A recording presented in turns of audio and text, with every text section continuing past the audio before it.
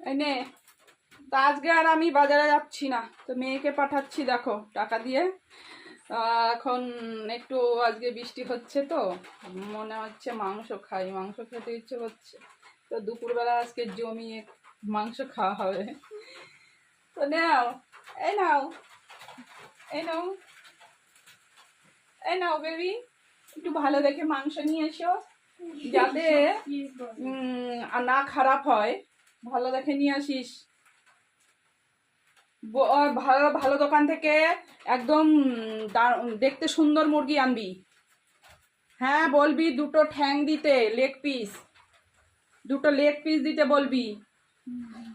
আর stomach ওইগুলো যদি pass একটু নিয়ে আসবি তো, ঠিক আছে? যদি লোকে ঠকায়, খারাপ মাংস